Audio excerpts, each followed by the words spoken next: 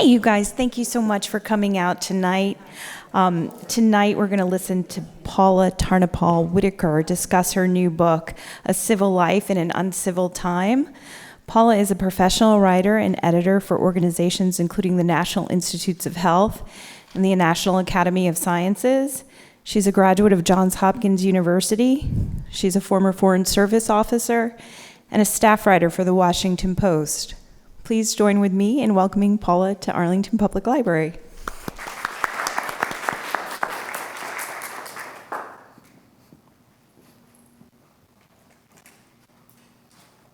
Thank you very much.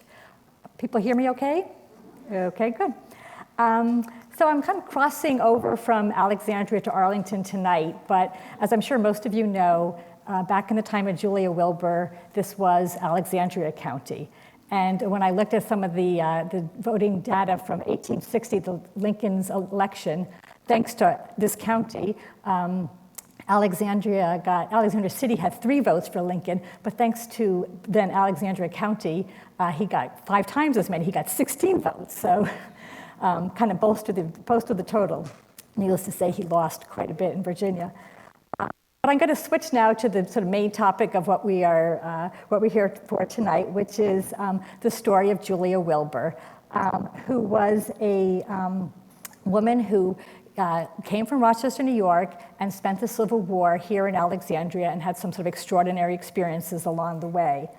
I first got involved with her through Alexandria Archaeology, which is kind of the local history program in the city of Alexandria. I had been doing some research on Union hospitals. There were 32 hospitals within sort of the city limits at the time. And as I was doing research, I came across some of the comments that she had made as she visited some of the patients in the hospitals. So one thing led to another, and I offered to do a little into the diaries. At the time, they were only on microfilm at the Alexandria Library. And then I started looking about, who was she? Kind of reading the diaries before the Civil War. Then I started reading after the Civil War. And one thing sort of led to another. And about 5 years later, or maybe 6 or 7, with this book, which came out in September. So I'm going to tell you 2 stories. One is the story of Julia and her experiences, and the second is a little bit more about the diaries and how I ended up doing the research on her life. This photograph is taken when she was about 45 years old in Rochester. It was taken in 1860. Shows a kind of uncharacteristically sort of reposeful state. She wasn't normally this sort of tranquil looking. She was born in 1815. She died in 1895. So she kind of spanned the 19th century. She moved here in October of 1862 and ended up staying in Alexandria and then Washington for the rest of her life, as I'll go into. But she started in upstate New York. She was born near Poughkeepsie. It was a Quaker family. There were 10 children. She was the 3rd oldest, 7 girls and 3 boys. And she describes the sort of very idyllic early childhood of living among family, among extended family. But then things start taking a turn for the sadder, I guess. The first thing that happened when she was about 14 years old is her father had an eye affliction, which we would now, I had an ophthalmologist cousin who helped me sort of, retrospectively diagnose that it was probably trachoma, which is something that is curable now, but wasn't back then. So he basically became blind. He could sort of see shapes, but he couldn't read, and he felt he could no longer stay in business in the Poughkeepsie area, and moved the family to Rush, New York, which is about 15 miles south of Rochester.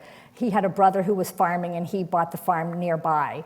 So the map shows from the 1850s, kind of S. Wilbur, located on kind of right at the county line, about 15 miles south of Rochester, kind of very bucolic area. And the house is actually her house. And when I was doing research in Rochester in 2015 through this sort of great series of coincidences, I ended up meeting the people who own the property where the house is located, and they had done research on the house to authenticate that this was the Wilbur household. There had been a number of additions over the years, but the owner named Clara Mulligan, believes that the second story kind of on the far right is the original part. And sure enough, in Julia Wilbur's diary, she talks about going upstairs to her bedroom, so it's quite possible that that's so. Now, the next thing that happens that kind of really changes her life course is when her youngest sister was born in the mid-1830s. At this point, Julia would have been 19 years old. Her mother died about 6 weeks later. So it really fell on Julia. At this point, her two older sisters had married and moved on to their own families. She was the oldest child in the family, or oldest sibling. And her father, of course, was having eye issues, so she really kind of fell on her to help take care of the household, which she did through her 20s. And it doesn't really write that much about it, only in retrospect. She had not begun her diaries at this point. But in 1844, she ends up taking a new direction, and she moves to Rochester to become a teacher. Rochester at the time was this really booming place. Thanks to the Erie Canal, it really kind of connected the town to the East Coast. There was lots of trade. There was sort of people coming in, people coming out, new ideas. And do you need me to do anything? No. Okay. And she really sort of becomes kind of a part of that. So I'm going to read a little section of the book where I'm kind of locating her in Rochester.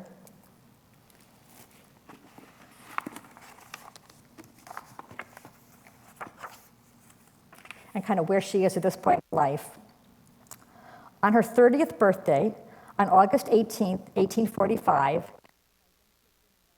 for about a year teaching, Julia felt herself moving into a new phase of life, or as she said, a peculiar period in my pilgrimage. She saw youth passing her by, as was most likely marriage and motherhood. While her family still made demands on her time and attention, she admitted her good fortune, especially when the typical woman lived in a household circumscribed sphere. She realized this relative freedom came with an obligation to those around her. Over the next few years, that sense of obligation extended beyond her family as she became more involved in abolition and other social causes. Living in Rochester in a series of boarding houses, and occasionally with family members, gave Julia far more independence than most women had at the time. She lived in at least 14 places from 1844 to 1858. And by the way, I discovered that kind of transiency was really not all that unusual for the time. People moved around a lot back in those days.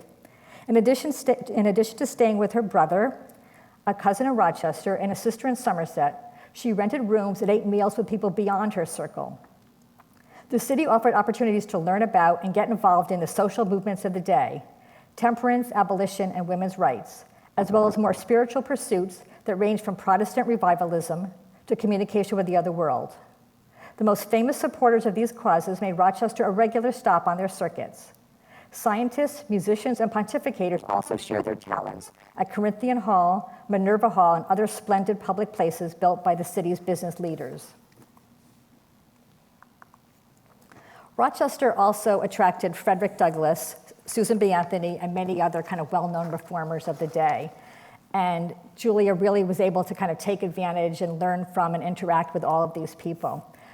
She became involved in a group called the Rochester Ladies Anti-Slavery Society, which was formed in the early 1850s. That was sort of a very small group of mostly middle-class white women, and yet they really had an influence far beyond their numbers.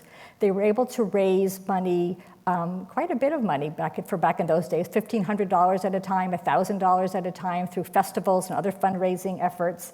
And they used the money to support Frederick Douglass's newspaper. They would make individual payments to people escaping slavery. Again, Rochester was one of the last stops on the Underground Railroad before people could go over to Canada. There was some turmoil within the abolition movement in Rochester, as there was across the North. Differences about what's the best tactics, what's the best strategy to try to eliminate slavery. While meanwhile, across the country, obviously, there's even larger turmoil about slavery, and it was really quite ensconced during this time. I mean, little did they know that within 10 years, the world would really be sort of changing, or the country would really be changing. She became what they called a directress of the Rochester Ladies Anti-Slavery Society and a secretary. But this report, this is the 8th annual report from 1858, reports that, unfortunately, Julia Wilbur has resigned and left the city. Now, the reason she resigned was another family issue. In 1858, one of her sisters, Sarah, died while giving birth, leaving the infant and a 2-year-old named Frida. Julia immediately left Rochester, quit her teaching job, went back to the farm, and it was sort of decided among the family that she would become principal caretaker. And she just embraced this. This really became, the daughter, the child she never had and never would have, and she got very, very attached to Frida.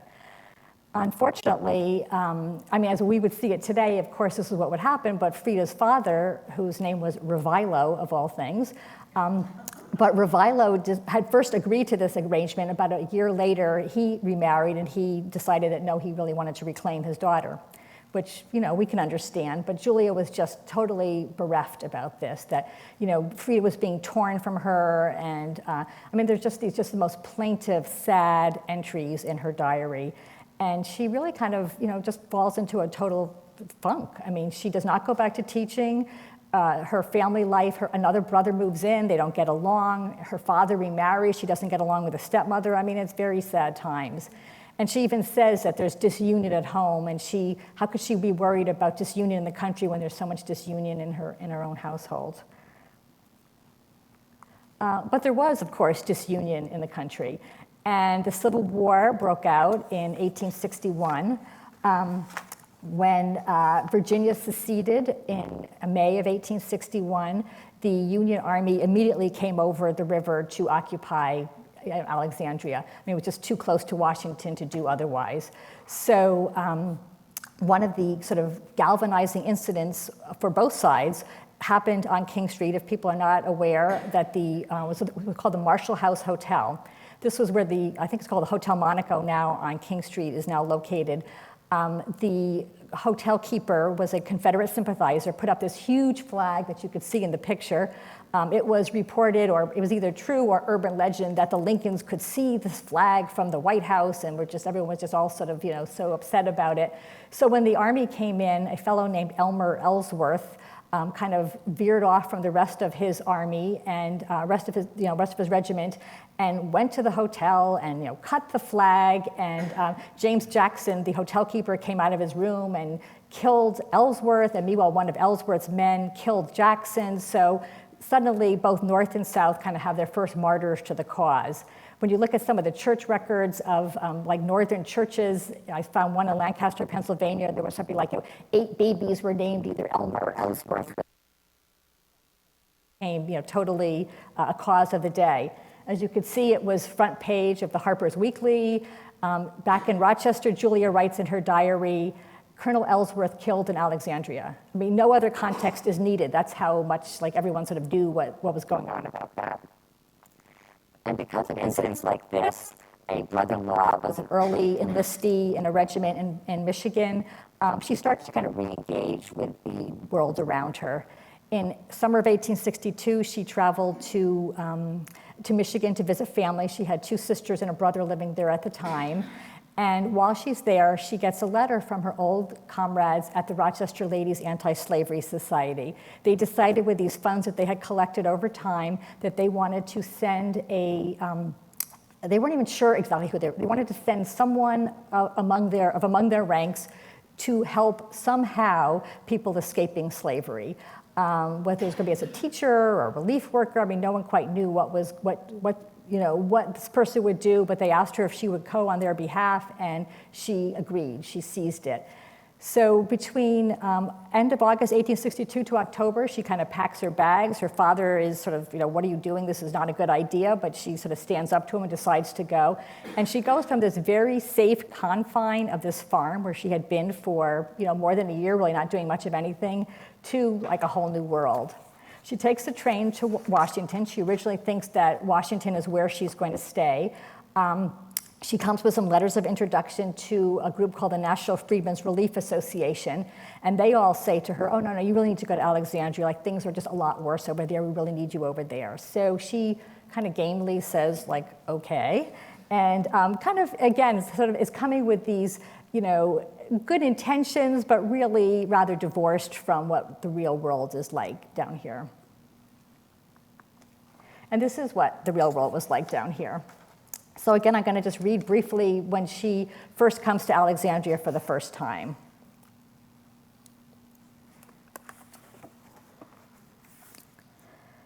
Perched in one of the steamboats that left from Washington across the Potomac to Alexandria, Julia Wilbur didn't know that she would see 2 dead bodies within the hour. A thin light glimmered on the river the morning of October 28, 1862. The boat on which she sat with Reverend William Channing, active in freedmen's issues in Washington, chugged alongside others that traveled back and forth between the nation's capital and a Union-occupied town. From the middle of the Potomac River, they could look behind them to see the Capitol, its dome under construction, the partially completed stump of the Washington Monument obelisk, and the Navy Yard. Ahead, on the Virginia side, forts and encampments dotted the denuded hills. Alongside them might have sat businessmen trying to win the Army's stream of contracts for everything from drumsticks to cannonballs, family members tending to loved ones in Alexandria's ever-increasing number of hospital beds, women smuggling alcohol under their skirts into officially dry Alexandria, and others headed across the river for affairs nefarious and not. Things were not always tranquil on the boats, on which they had each paid 25 cents to ride. Wilbur and Channing did not know, or did not speak, of the James Guy, the steamboat that had exploded just a few days earlier, killing a crew member. The boat landed near tons of supplies, waiting for unloading and a movement to and from the camps, as Alexandria had become one of the Union's main logistics centers. Waterfront warehouses that had once shipped tobacco and wheat out of Virginia now received and dispersed fuel, fodder, and much more. Miniature mounds of hay and pyramids of oat bags high up in the air meet the gaze as one approaches the city from the river, observed a reporter from Philadelphia in early 1863. Others were less poetic as they described their first impressions. A young New York recruit wrote home, "I expected to find a nice clean city, but found narrow streets and everything looking miserable." So after their boat landed, Channing and Wilbur walked up King Street, past grocers, oyster houses, and novelty houses that catered to the thousands of soldiers making their way through Alexandria. Alexandria is an old, dirty town, Julia thought, echoing the impressions of everybody who described it, but she thrilled to walk past the Marshall House, the scene of the Elmer Ellsworth-James Jackson encounter. First stop, Alexandria Academy, a school once endowed by George Washington, about a half mile from the docks on Washington Street, and that's still standing on Washington Street. Confiscated by the military, the old schoolhouse, as it was known at the time, housed 150 blacks, mostly women and children, in 2 small rooms upstairs and 1 large room on the main floor. It had no furniture, bedding, or anything else at all to provide comfort. Next door to the academy, in a once stately brick house labeled the Hospital for Contrabands, but without a medical person in sight, the sick and dying lay on the floor. And contrabands, by the way, was the name given to the people who were escaping slavery, known as quote-unquote contrabands of war. These were African Americans who were leaving and going into Union-occupied territory. In one corner, a mother sat holding her dead child, wrapped in a piece of ticking. Another dead child lay in the adjoining room. 2 dead children, soon to be buried in Penny Hill, the pauper cemetery. No ceremony, no gravestone, no names to commemorate them. In theory, Julia knew she had come to help in such situations, if not to prevent death, then at least to comfort those left behind. Eventually she could do so. For now, she could just stare. So that was kind of what was really going to confront her when she got here, and not sort of these ill-formed ideas of sort of doing good and helping when she was back in Rochester. About 7,000 people entered Alexandria. There's no way to get a fixed count, but that's sort of the estimate. Most of them came in total poverty and ill health.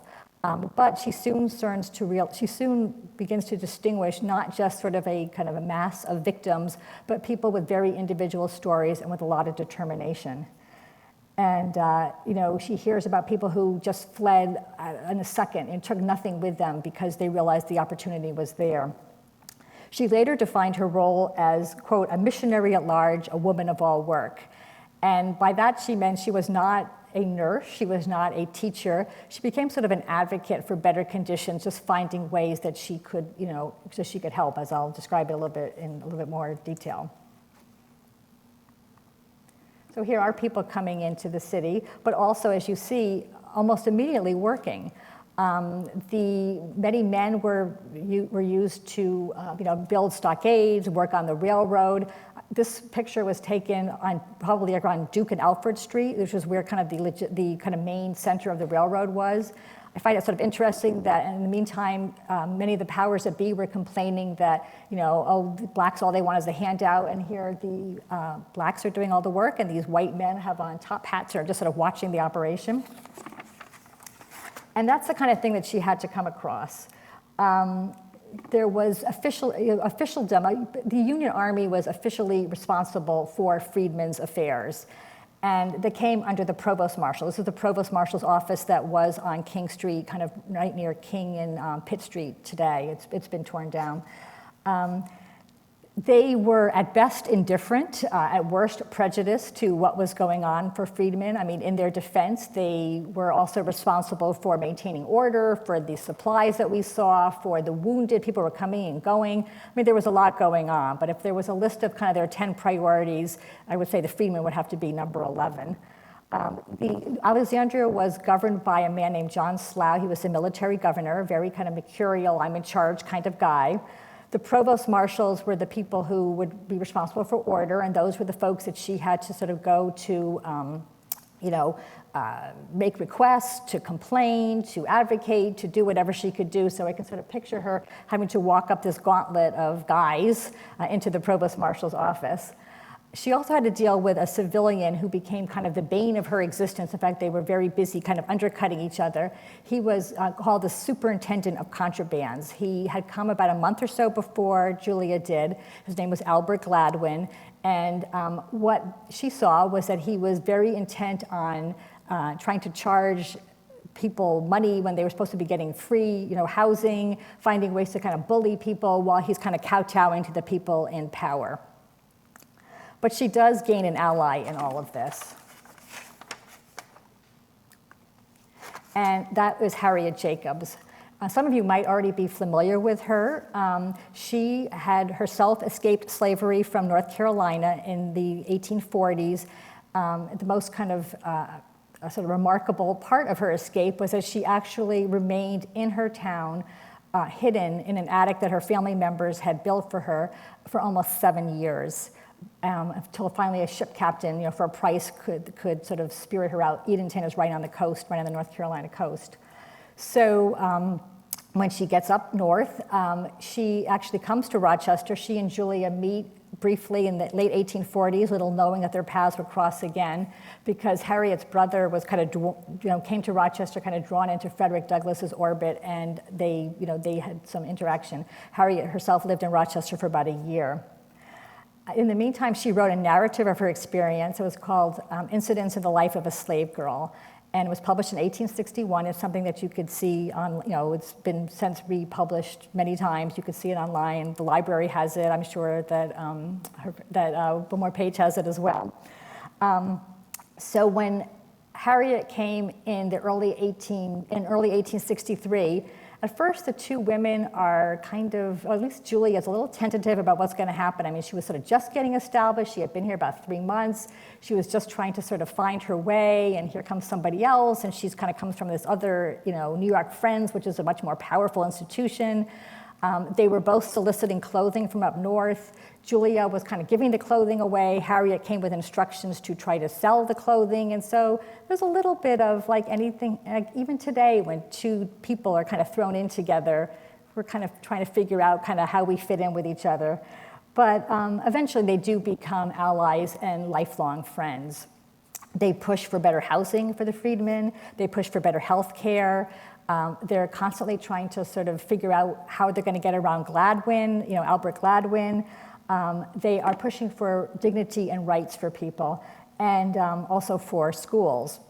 This picture was sort of a fulfillment of a dream of Harriet's, which was to establish a school run by African Americans, Alexandria, for African American children, and not charge a fee. And she was successful in early 1864. This photograph is, I think, sort of amazing. It was taken, to get support up north, to get donations, and it has a little X. Under the X, I sort of blew that up. It has Harriet Jacobs, ex-slave. Now, there are really no portraits of Harriet Jacobs during this time. If you kind of Google Harriet Jacobs, you'll see lots of images of her as a much older woman, kind of very docilely sitting on a chair with her hands on her lap. But this was Harriet really in her prime, really kind of in the midst of things, really kind of, being an active person. And they also did a lot of their work on the corner of Washington and Wolfe Streets. This building still stands. It's an antique store and a pet shop now at 321, 323 South Washington Street. But this kind of became the base of their operations. They were able to get some rooms on what they call the South Side, which is kind of over this far side over here. They set up a clothing room in kind of the main floor. They lived at various times in some of the different rooms up on the upper floors. And I have had the opportunity to go in there, and you really feel like people are kind of around you. There's kind of these long, narrow halls and kind of rooms on either side. So it's pretty neat. This photograph was researched by two historians in Alexandria, Amy Birch and Tim Denay. And they have placed it at a very specific time, which was April 14th, 1865. Now, by then, we've gone through the ups and downs of the war, deaths, wounded, that whole thing. And now victory is here.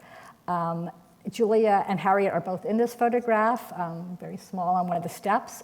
And there's a procession, a celebration, a parade going on in Alexandria during this day. People, there's an interracial group, people are together, there's hopes for the, what's to come. This is the night that Lincoln is assassinated.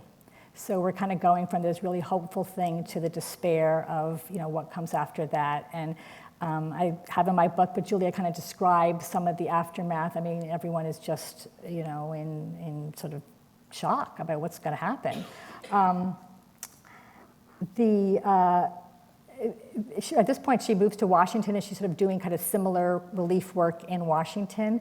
I'm not going to go into detail about the end of the war so much, but to say that about a month afterwards, she does go to Richmond, she and Harriet, and do sort of a similar relief mission of what they were trying to do in Alexandria. And then Julia works for the Freedmen's Bureau in Washington. She's what's called a visiting agent. She has sort of a district of what's now kind of like the West End of Washington. And the idea is to try to give help to people, people who need it. But people are getting tired of all of this. There's a criticism that, they're not slaves anymore. I mean, what more do they want? It's kind of a debate that reverberates to the current day. And the writing is on the wall. The Rochester Ladies Anti-Slavery Society ceases operation. They've run out of money. The Freedmen's Bureau soon loses its funds as well.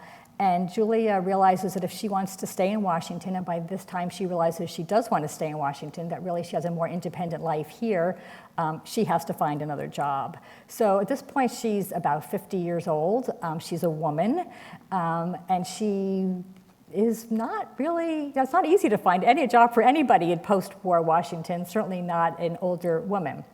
But she does persevere, and she found a job as a clerk at the patent office. This was kind of the first generation of female, government employees.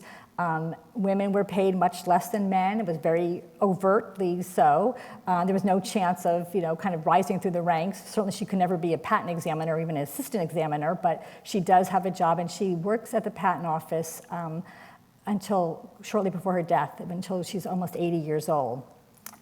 She's also kind of building a life doing other things, including trying to register to vote. So I'm going to just read one other section of her attempt to do so.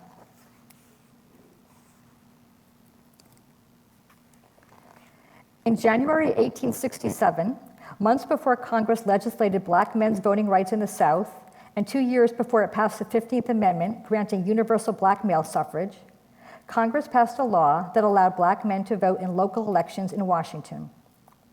On June 3, 1867, Julia wrote, "Long before 7 o'clock, thousands of Negroes were at the polls ready for the work. Every colored man that deposited a vote looked several inches taller as he walked away. Despite her happiness in witnessing the scene, she also noted, I presume no convulsion of nature would have occurred had white women and black women increased that line of voters. She had a little biting tongue as well sometimes. When Josephine Griffin, Julia's colleague at the Freedmen's Bureau, urged women in Washington to register to vote for the next round of municipal elections in 1869, Julia willingly volunteered. She recruited several friends, including Louisa Butler and Eliza Anderson, two of the black women with whom she often visited, and Sarah Evans, a white teacher she had first met in Alexandria. They gathered after dinner on April 22nd, along with two men, to develop a plan. 7 women signed a letter that read in part, "We know that it is unusual for those of our sex to make such a request. We do so because we believe ourselves entitled to the franchise." Julia, Louisa, and another woman presented the letter to the election judges gathered that evening at a firehouse in the city's first ward. The National Republican reported, the communication, which was laid before the board on Thursday by Mrs. Julia Wilbur and other females, asking if they might be registered, was considered, and the board decided this request could not be acceded to. The New York Herald, with its large circulation and anti-egalitarian views, they were very anti-Lincoln at the time, during the war rather, fixed on the interracial nature of the attempt, entitling its article, "Women's Suffrage in the District, Sable Sisters Demanding the Elective Franchise." The judges received them politely, but without much reaction, and the group left, rather an anticlimax. But the women had publicly stated their case. They had joined the decades-long struggle for women to obtain the right to vote. So the country is heading toward the 20th century. Various suffrage efforts are going on, and Julia really is kind of along for the ride. She died in Washington in 1895, and again was working until just a couple months before her death. So I'm going to just switch gears, just talk briefly about the diaries themselves. As I mentioned, I started working on them on microfilm at the Alexandria Library. And when you work on microfilm, you really have no idea kind of what you're dealing with. There's like these huge, this huge screen like filled with handwriting. So I knew that the originals were at Haverford College.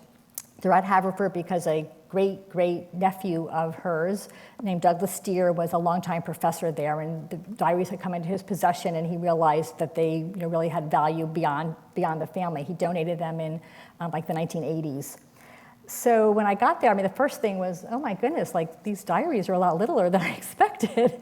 Kind of be able to just touch them, and it was just this very kind of, very neat experience. But I also discovered that there was like a whole other set of diaries that she had kept. And these were sort of packets of paper that she had put together. She would sort of self-date them, and there might be like a paragraph one day and 2 pages the next day, and just kind of as she felt the need. They go from 1844 to 1873, when they pretty abruptly stopped, so I think that probably others were unfortunately lost along the way. I realized that this was like a gem, that I didn't discover them. People knew about them, but because they weren't microfilmed and they weren't scanned, there's really the only way to use them was to actually be on site at Haverford. So I realized I could not do this myself. Through Friends of Alexandria Archaeology, which is kind of a nonprofit group that's connected with Alexandria Archaeology, we split the cost with Haverford to scan just pages upon pages upon pages of the diary. And I put out a call, and I got about 25 volunteers who would each take at least 75 pages. Most of them took many more to transcribe, and then we crossed to proofread. So that really within a year, we were able to transcribe about 1,400 pages of this diary, and they're now online and searchable for scholars to use. We did from about 1860 to 1866. As I was working on this project, first with the diary transcriptions, I would sort of think what would Julia Wilbur be thinking about the fact that here I am at the Arlington Library talking about her. And I think, she was very aware that she was creating something for posterity. She often talks about kind of going back and sort of working on some of the diary. She leaves out, unfortunately, some of the personal details that we would love to know. For example, I am 98% sure, I can't say 100% sure, that one of her sisters was divorced. She refers obliquely to sort of marital issues, but this is never mentioned in the diaries because she was sort of a woman of her time in that way. I also think about when I came up with the title of this book, it was A Civil Life in an Uncivil Time, and that was back in 2015, and little did I expect what it would be like in 2017 when the book came out. And I sort of think about what Julia would be doing now, and I feel like she, as she did back then, would be finding the ways that she could make a difference, trying to lead a civil life, trying to find the ways that she could, improve things for other people in the midst of what was sometimes very uncivil. And I consider that kind of my challenge now, and I guess I sort of challenge all of us to really take that to heart. I mean, I think her message resonates today. There is more information. I do a blog on my website, and Alexandria during the Civil War has her diary and has many other first-person accounts that you could see.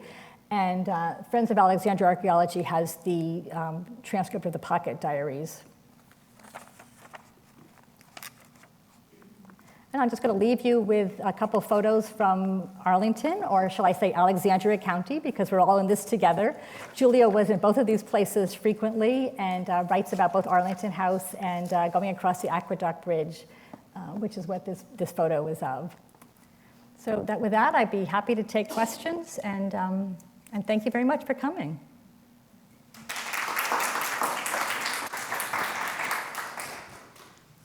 If anyone has questions, please wait for the microphone. We are filming this program this evening.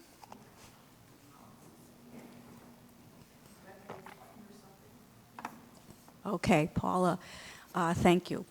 In her diaries, near the end of her time in Washington in 1868, Clara Barton, who was getting rather ill, and I noticed you do have a few references to her, she says she has a plan to help. She went over to Alexandria or here or there, and the former enslaved, they need things, and she has a plan, and she has an idea, but then she never says anything else about it. She was ill, and she wound up eventually going to Europe half a year later. But she mentions this. So did you see anything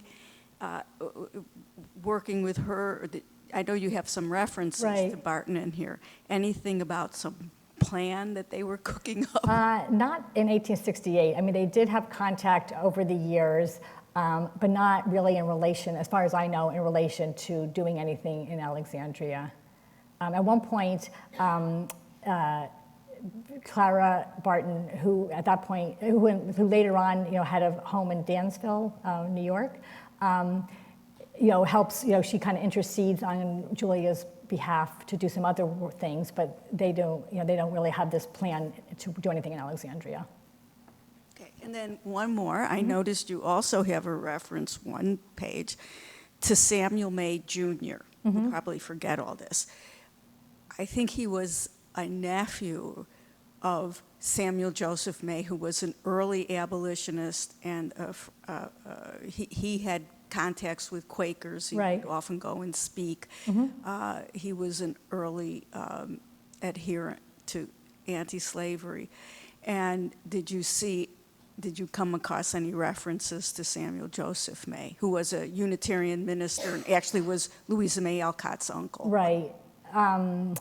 No. Okay. No direct. Yeah. Okay. Because he would be more in Massachusetts, would he? Well, he was actually in New York. He was. I think he had a church in Syracuse or Rochester. Okay. I mean, he was up there. Yeah. He had contact with William Channing and with a number of other people. But not that I know of. Thank you.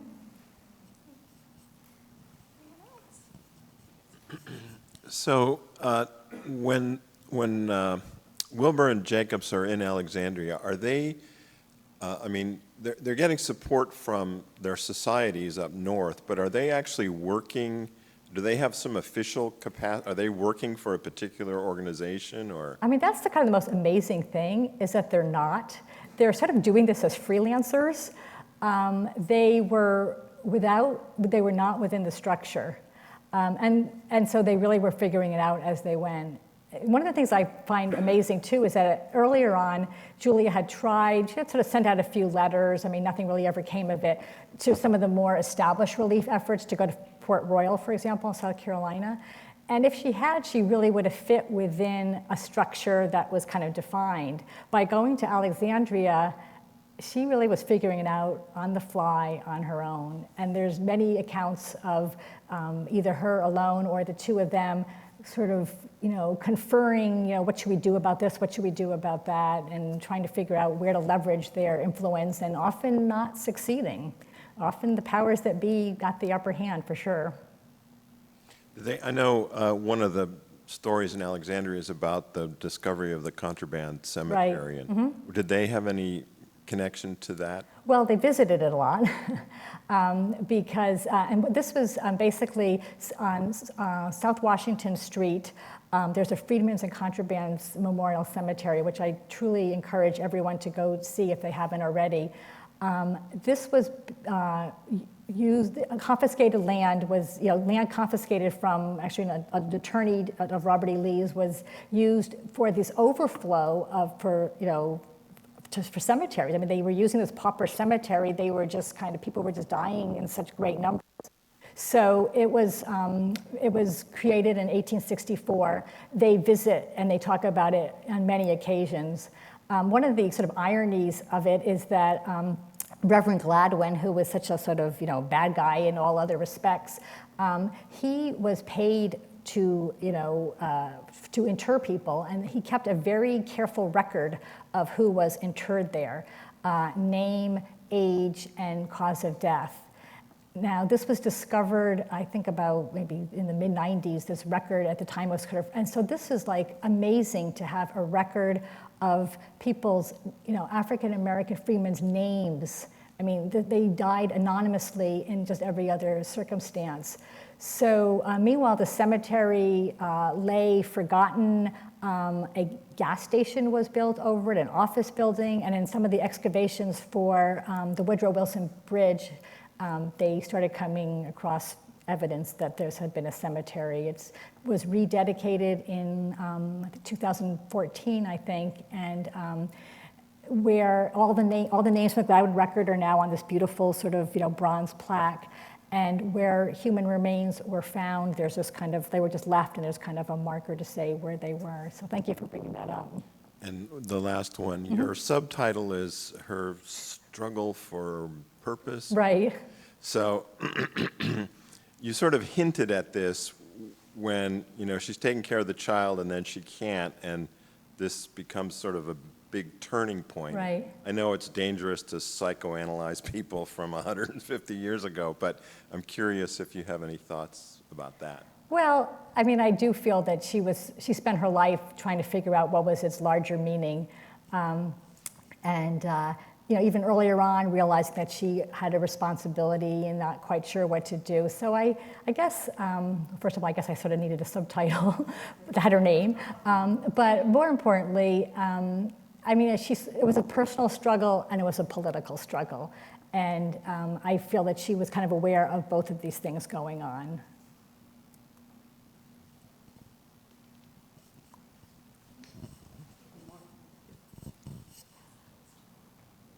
One of the things that I thought was so amazing in the book is you're talking about Frederick Douglass's daughter, and how Julia tried to get her into school, and how the white parents took their children out and ended up his arranging for tutoring for his children. Just the struggles that went on, even though they were great friends, and he was very famous and so forth. Right. It was really an interesting part of the book. Can you explain, because that's the wonderful Freedmen's and Contrabands Cemetery that you were talking about, and Julia worked for the Freedmen's Bureau. Can you just kind of explain what was the difference between the term contraband and the term freedman? Sure. Contraband, which we know of as property, basically, And in early 1861, the first people escaping slavery went to Fort Monroe, which was in Southern Virginia. It remained a Union stronghold, even though it was in Virginia.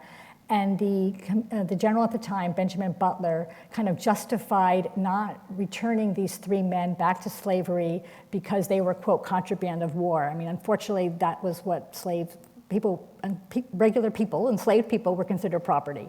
So he justified it as we're not going to return the quote unquote property back to the South. So in a way, I mean, it was an avenue for not returning to slavery. The word really caught on to the point where, Frederick Douglass actually makes a public statement that really contraband is a better term for like bullets, not people. I mean, these are real people. And so freedmen became, maybe not the most ideal term, but that became sort of the preferred term.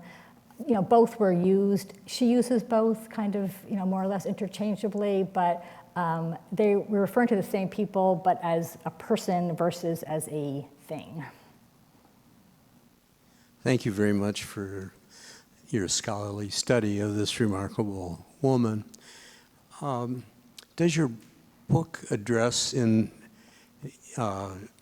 detail the political life under Reconstruction, both in Alexandria City and in the hinterland here in Arlington? I'm of the impression that since the Arlington portion had a rather large fraction of African Americans in its population, and I believe some African Americans held local office.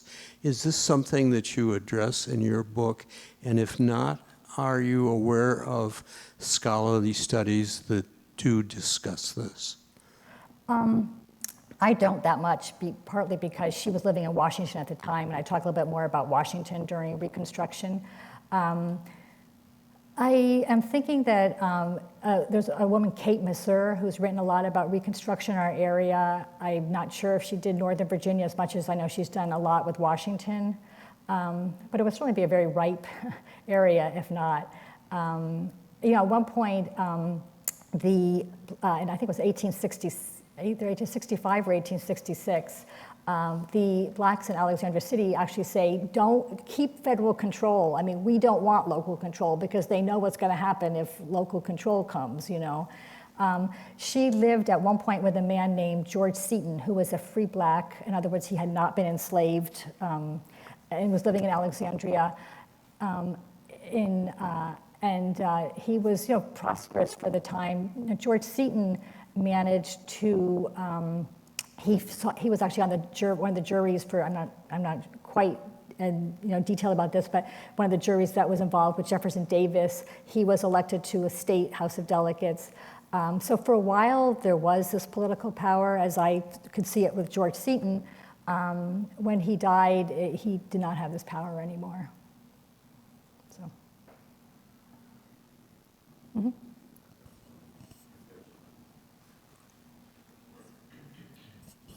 So I've done some reading about the Civil War, and one of the thoughts that occurs to me is that very few people have any sort of vision about how the races are going to live together, right? Except for, my impression is, a handful of radical abolitionists and African Americans themselves. They can see, yeah, if you would just treat us like everybody else, we'll be able to live together. And I'm curious as to how, because even Lincoln in the beginning is entertaining this idea of the colonization society, like, oh, the only way we're going to make this work is for African Americans to go back to Africa. Right. So I'm curious how far along this sort of trajectory of thinking, Julia Wilbur is, because I'm convinced that people who felt like it was possible must have been visionaries, and lots of other people felt they were completely out of their minds.